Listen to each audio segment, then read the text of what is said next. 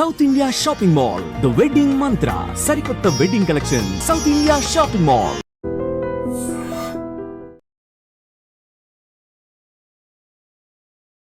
నమస్కారం, welcome to I dream. ధర్మ మార్గం విత్ విజిత కార్యక్రమానికి స్వాగతం.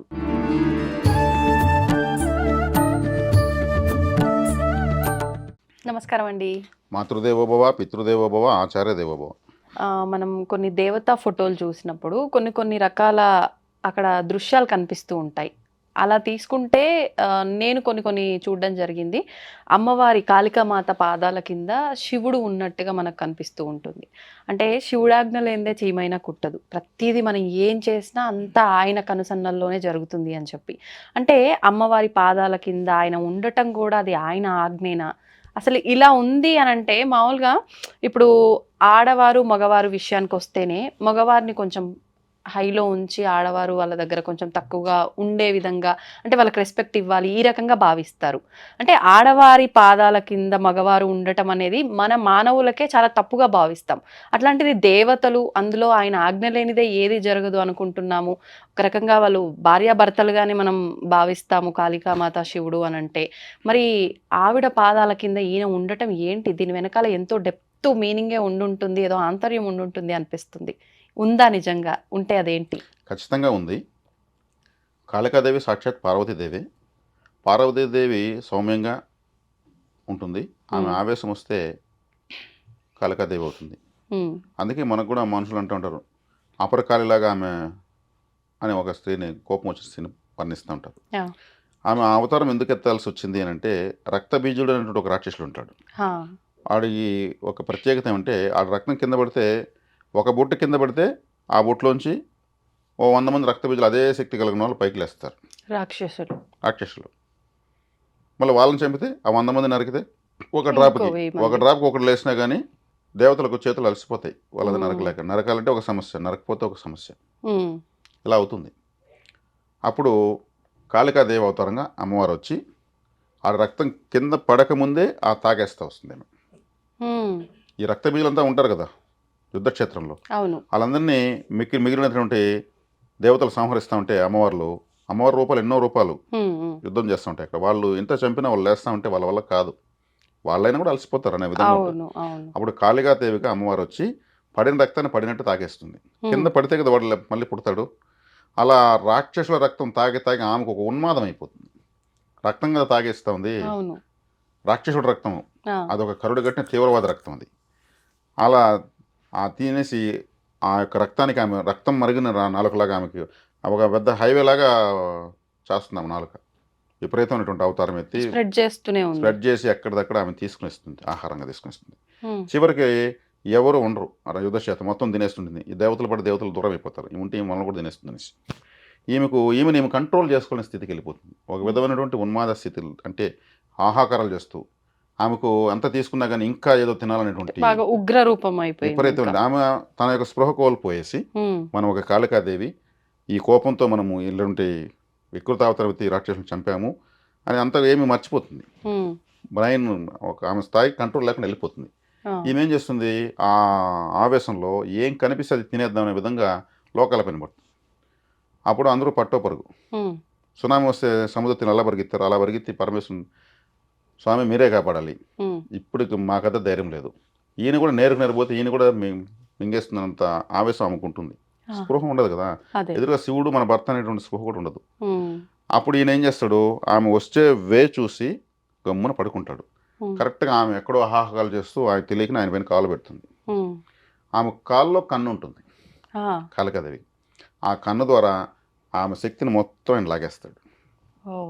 లోక ఉద్ధరణకు ఎంత శక్తి కావాలో అంత పెట్టి శాంతం వచ్చే వరకు చేసి ఆ తీవ్రత తగ్గించి ఆమె అప్పుడు చూస్తుంది కాలు కింద ఎంత ఉందంటే, అప్పుడు స్వామి అని ఆమె మామూలు శాంత స్వరూపం అవుతుంది.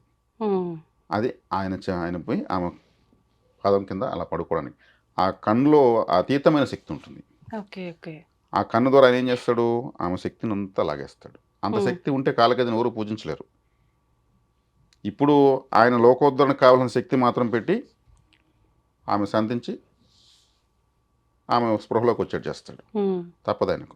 అదేవిధంగా శివుడు మహావిష్ణువు నరసింహావతారం ఎత్తాడు. ఆ, నరసింహావతారంలో కూడా ఆయనకి బ్రెయిన్ ఆర్డర్ లేకుండా వెళ్ళిపోతుంది. అవును హిరణ్యకశిపుని చంపేసి అవును. ఆయనకి ఆయన ఎలా కంట్రోల్ చేసుకోవాలో అర్థం కాకుండా ఆయన విపరీతమైన ఆవేశంతో, ఆ ఆవేశాన్ని మనం వర్ణించలేము, అంత ఆ స్థాయి ఆవేశంతో వెళ్తా ఉంటే అప్పుడు అందరూ పరమేశ్వరుని అడుగుతారు, ఉమ్, నువ్వు తప్పితే ఇంకా ఆయన శాంతపరిచే శక్తి ఎవరికీ లేదనేసి. ఉమ్, అప్పుడు ఆయన ఏం చేస్తాడు, శరభేశ్వర అవతారం ఎత్తాడు. శరభేశ్వరుడు ఆ, జంతువు పక్షి మిక్సింగ్. ఓకే. ఆయన జంతువు మనిషి మిక్సింగ్ నరసింహస్వామి. అవును. ఈయన జంతువు పక్షి పక్షి. మిక్సింగ్, 2 రెక్కలు ఉంటాయి శరభేశ్వరుడికి. ఉమ్, జంతువులాగా ఉంటాడు. ఒక రెక్కలో ప్రత్యంగరాదేవి, ఇంకో రెక్కలో దుర్గాదేవి, ఓకే. 2 రెక్కలుగా మారుతారు. చాలా శక్తివంతమైన రెక్కలతో ఎదురుగా వెళ్తాడు. ఎదురుగా వెళ్ళినప్పుడు నరసింహస్వామి విపరీతమైన ఆవేశంతో గండ బేరుండ పక్షి అవతారం ఎత్తాడు. గండ బేరుండ జ్వాల నరసింహ స్తోత్రం కూడా ఉంది. ఉమ్, ఉమ్, ఉమ్, భీకర యుద్ధం జరుగుతుంది ఆ, ఆ గండబెండ పక్షికి శరభేశ్వర అవతారానికి. ఆ, అప్పుడు వీళ్ళు ఆయన్ని మళ్ళీ మన స్థితికి తీసుకురావాలి, మన మనిషిని మన స్థితికి తీసుకురావాలి, మన దేవతని అనేసి వీళ్ళు ఆయనలో ఉన్న శక్తిని మొత్తం కంట్రోల్ చేసేసి స్పృహలోకి తీసుకొస్తారు. అంతేగాని ఇప్పుడు నాకు ఒక డౌట్ అడగాలనిపిస్తుంది. నేను ఇది అడగడం కరెక్ట్ కాదేమో. అంటే దేవతల్ని మనుషులతో పోలుస్తుంది, ఎంత మూర్ఖురాలు అనుకోవచ్చు మన వాళ్ళు కూడా. కానీ ఇప్పుడు మనం కోపం వీటన్నిటిని కంట్రోల్ చేసుకోవాలి, ఓపికతో ఉండాలి అని చెప్పి అంటూ ఉంటారు. దేవతలకే సాక్షాత్తు అది కంట్రోల్ చేసుకోవడం పాసిబుల్ అవ్వక వేరే అంటే దేవుళ్ళు వాళ్ళని కంట్రోల్ చేయడం కోసం ఇంకో అవతారం ఎత్తటము మొత్తానికి ఏదో రకంగా అక్కడ జరిగింది. మరి మానవ మాత్రం మనకు ఎలా సాధ్యపడుతుంది అంటారు ఇదంతా? మనకు సాధ్యపడదు ఆలోచిస్తే, ఉమ్, కానీ మనం అన్వేషిస్తే మనం సాధ్యపడడానికి అనేక మార్గాలు, ఉపాయాలు, చరిత్రలు, ఉమ్. ఉపదేశాలు ఎన్నో ఉన్నాయి. అన్వేషించడం అంటే ఆలోచించడమా? ఆలోచనతో ప్రారంభమవుతుంది ఏదైనా.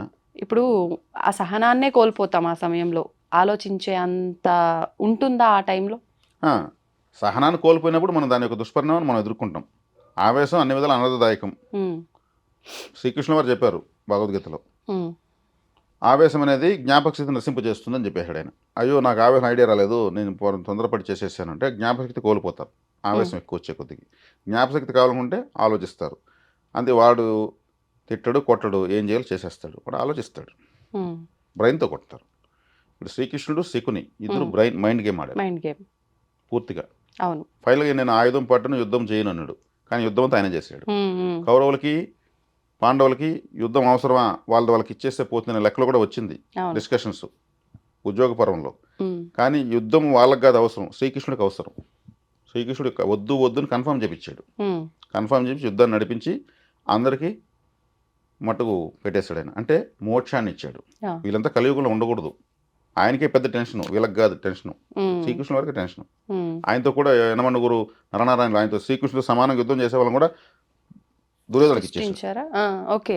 వాళ్ళు కూడా మోక్షం వేయాలి, తన పక్క పెట్టుకుంటే చంపలేడు. అవును. అటువైపు పెడితే వాళ్ళు అటువైపు వాళ్ళ ద్వారా అంటే ప్రతిదీ ఒక ప్రణాళికే. పూర్తిగా మైండ్ గేమ్, ప్రణాళికే ఉమ్, అది. ఓకే. కాబట్టి ఇక్కడ ఆవేశాన్ని కోల్పోతున్నాము అంటే మనం మన యొక్క మానసిక అదుపును కోల్పోతున్నాం అని అర్థం. ఉమ్, దానికి జరిగిన దానికి తర్వాత అప్పుడు ఇంకా మెచ్యూరిటీ ఎక్కువ అవుతుంది. తప్పు చేసి ఇలా అయింది కదా, ఇంక ఫ్యూచర్లో చేయకూడదు, ఆ మెచ్యూరిటీ వస్తుంది. అవును. Mistakes are increase your talent, mistakes are increase your future. అవును. తప్పు చేయకపోతే వాడు జడ పదార్థమే. ఏ తప్పు చేయదు, క్రమశిక్షణ అంటే క్రమంగా శిక్షించుకోవడం అర్థం. ఉమ్, ఉమ్, కాబట్టి ఇక్కడ సమయ సందర్భాన్ని బట్టి లైఫ్ అంటే ఒక లాజిక్, ఆ లాజిక్ ఏంటో ఏదైనా ఆలోచిస్తే అర్థమవుతుంది, దాని ప్రకారం వెళ్ళగలిగితే అద్భుతంగా ఉంటుంది. ఉమ్, సమస్యలు రావాలా, రాకపోతే దురదృష్టమే. ఓకే. ఏ సమస్య లేనివాడు అదే పెద్ద సమస్య. ఇప్పుడు మీరు చెప్పిన అంటే ఈ ఉదాహరణ తీసుకొని కూడా ఇప్పుడు మీరు ఇంత వివరణ ఇస్తే అర్థమైంది ఎందుకు అమ్మవారి పాదాల కింద స్వామివారు ఉన్నారు అని చెప్పి. కానీ అది అంటే ఈ జనరేషన్ వాళ్ళు తీసుకోవటం దాన్ని ఇంకొక రకంగా వాళ్ళకు అనువుగా ఉండే విధంగా తీసుకుంటారు. అంటే ఆవిడ పాదాల కింద ఉన్నారు అని అంటే మనం ఎలా అయినా ఉండొచ్చు అనే ఒక ఆలోచన చాలా వరకు వస్తుంది కదా. అంటే మనం ఏదైనా ఆలోచించే ముందు వాస్తవం తెలుసుకొని చేస్తే బాగుంటుంది. నన్ను డీకోడ్ చేసుకోవాలి దాన్ని. పార్వతీదేవి అడిగింది శివుడిని, ఉమ్, స్వామి నేను ఎన్నో అవతారాలు ఎత్తాను, ఉమ్, మనం అదే దంపతులకు అందరూ మనల్ని అన్ని లోకాలు పూజిస్తారు, నేను ఏ అవతారంలో ఉంటే నేను ఎక్కువ నచ్చుతాను అని అడిగిందంట ఆ, పరమేశ్వరుని భర్తను. నువ్వు కాళీ అవతారంలో ఉంటే నాకు చాలా ఇష్టం అన్నాడంట. అదేందండి అది, అస్సలు అంత వికృతంగా నేను ఏ అవతారంలో ఉండను, ఉమ్, అంత నల్లగా అంత భీకరమైన శబ్దాలు, ఉగ్రంగా, ఉమ్, ఎవరో భయపడిపోతారు, ఆ అవతారం నేను ఎట్లా నచ్చుతానంటే లోకోద్ధరణ కోసం నువ్వు నీ ఆవేశంలో ఉన్న అందం నాకు మాత్రమే తెలుసునంట ఆయన. ఆ, నువ్వు ఎవరికి లోకాన్ని ఉద్ధరించడం కోసం ఆ స్థాయి అవతరణ తీసుకొచ్చావు. హ్మ్. అప్పుడు నీ యొక్క బాధ్యతాయుతమైనటువంటి నీ ముఖవర్చస్సు నాకు చాలా ఇష్టము అన్ని అవతరాలకి. అందుకే ఆమె దశమహావిద్యలో మొదటి దేవత కాళీతో కాళీ స్టార్ట్ అవుతుంది. ఓకే. అంత గొప్ప అవతారం కాళీ అవతారం. ఆమె కూడా ఇక్కడ శివుడు నన్ను చూసుకోదు, కానీ ఆయన బాధ్యత, ఆమె యొక్క శక్తి ఈ స్థాయి శక్తిని భరించే సామర్థ్యం సమస్త లోకాలకు లేదు. ఆ శక్తిని మనం స్వీకరించాల్సిందని ఆయన అలా పడుకొని ఆ కన్నులోంచి తీసుకునేస్తాడు. ఓకే. ఓకే. మనం ఇలాంటివన్నీ వింటుంటే మంచి మంచి మన లైఫ్కి సంబంధించిన కొన్ని విషయాలు దాంట్లోంచి తెలియకుండానే అర్థమైపోతుంటాయి. నిజంగా చాలా బాగుందండి. నేనైతే ఈ టాపిక్కి ఫుల్ హ్యాపీ. అంటే ఒక తెలియని విషయం తెలుసుకుంటే ఆ హ్యాపీనెస్ ఉంటుంది కదా, నాకైతే ఆ ఫీలింగ్ వచ్చింది నిజంగా ఈ టాపిక్ అయిపోయేసరికి. ధన్యవాదాలండి. ధన్యవాదాలు. తవ్వండి, తవ్వుతున్న శివలింగం సరే దాన్ని అట్లా కప్పేసేయండి, చూపించదండి. Krishna is there. మూర్తి పూజ కాదు, సాక్షాత్ బ్రజేంద్ర నందన భగవాన్ ఉన్నారు మూర్తిలో. ఏమీ ఆశించకుండా ఆరాధించే వాళ్ళు కూడా ఉన్నారా ప్రభుజీ? నిజమైన భక్తి అంటే మనకు తెలియదు కాబట్టి